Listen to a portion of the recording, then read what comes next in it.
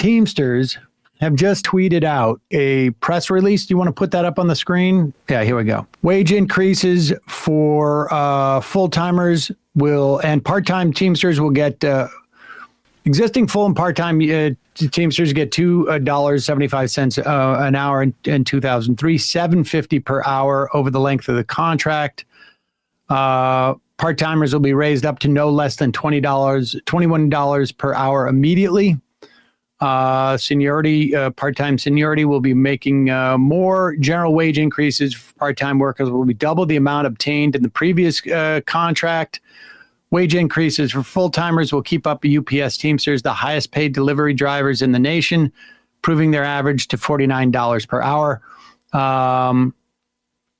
We keep going up there. They will get Martin Luther King Day as a full holiday for the first time. All UPS Teamsters. All UPS Teamsters AC now, and which was the initial concession in the trucks that they're going to be purchased after this calendar year, so starting in 24. No more forced overtime. Part-timers will have priority to perform all seasonal support work. There will be 7,500 new full-time Teamsters jobs at UPS and the fulfillment of 22,500 open positions. 60 total changes and improvements to the National Master Agreement. So, I mean, this is the deal. I don't have the ability to assess if this is a deal that rank and file are going to be happy with or not. But there it is. And they're meeting on the 31st, so next Monday, to vote on it, right? And so the agreement's still tentative. We've seen these kinds of things fall apart before.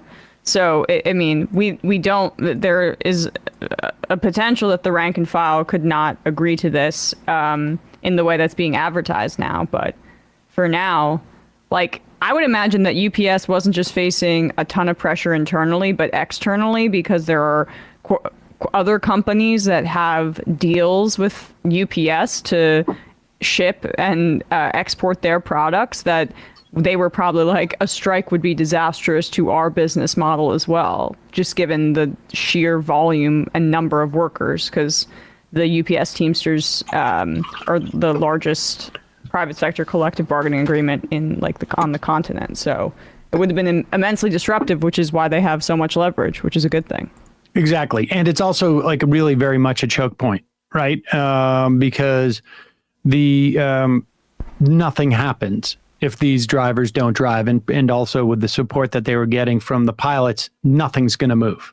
And there's no other business that UPS is engaging in.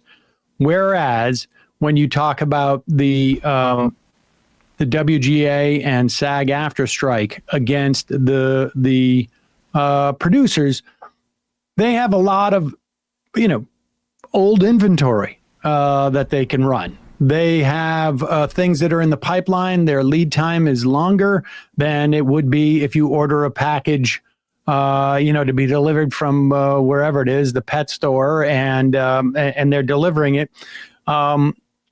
A lot of things that have been in pipeline for years are still just being released. There's also, within the context of the entertainment industry, a lot of mistakes that are made by executives, and this gives them a way of essentially canceling contracts that they realize were mistakes, because that's the nature of that business. But here is a clip. This is a TV writer, WGA strike captain Molly Nussbaum, speaking to the Wrap. I guess this was last week, but it really does a good job of articulating what the problem is with residuals, and also puts, I think, it clarifies a lot of the sort of the propaganda I've been seeing on Twitter X or whatever it is, that these writers are making enormous amounts of money. They are, but they're making it for a very short period of time over the course of a year. And it's lump sum. Exactly. And here is Captain Molly Nussbaum explaining this dynamic about just via her own experience. I was most recently on Marvel's Daredevil reboot. Before that, I was on The Umbrella Academy, and One of Us is Lying on Peacock. My career started in cable back when that was a thing, and now it's all streamers all the time. So because of that, I've felt how this model has changed and how the financial structure just doesn't make sense. The money that you make on a job has to now last you 6, 10, 12, 14 months. And when you don't have residuals coming to help you get through that, I mean, I was an executive producer in April on a hit show for a streaming platform, and I was driving for Lyft in December. That doesn't make any sense. We are creating this much profit, this much revenue for your companies. Why is it all going to the people at the top? Why is it all going to the shareholders who have not been the people creating that wealth for you? We are not asking for money that's not there. We are just asking for a reallocation of funds that reflects the value we bring to these companies. And we should add, this is the whole question of AI. It's a little bit, sexier for people, but at the end of the day, it's fundamentally the same thing. It is, they want to use AI. First, they were proposing just for background actors, where they could take video of background actors. They will isolate these images, and then they will use them again over and over and over again as backgrounds for all different types of sets down the road. And it also sort of tips off the idea that a lot of that's going to be CGI'd in the future. Yep. So there's going to be other jobs that are going to be lost, but it's basically you work as a background actor for a day for $100 or whatever it is.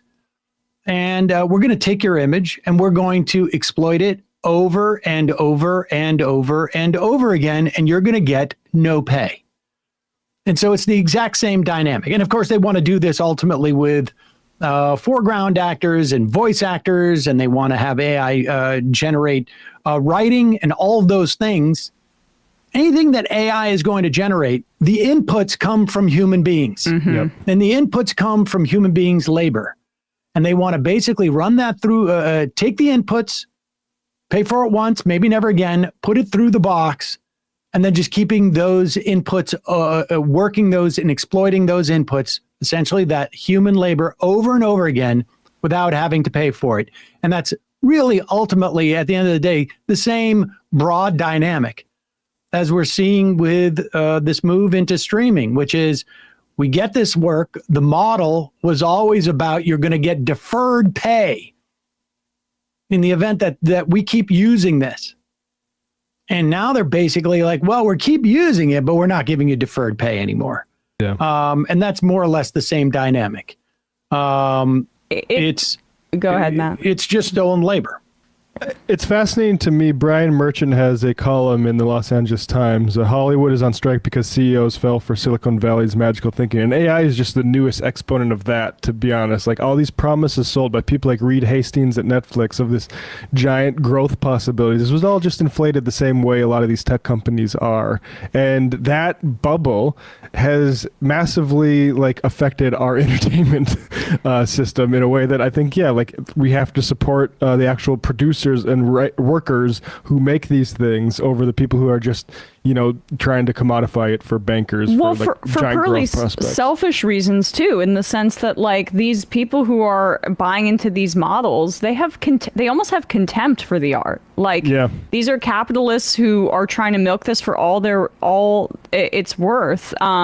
Excluding the independent studios like A24 that accepted the union's requests as for sure. But these studio executives, the fact that they feel like they can replace what humanity provides through artistry, through AI imagery, or through AI writing, and they're buying into this. It just shows how completely foreign the actual the nature of artistry is to them. Yeah, they don't actually make anything themselves. Yeah, but the bottom line is it's the exact way. They're treating labor in the exact same way that they treat labor always, which is you're not really a human being. You're really just a widget, and we don't need you when we don't need you, and when we do, that's the only time we're going to pay for you. And you have they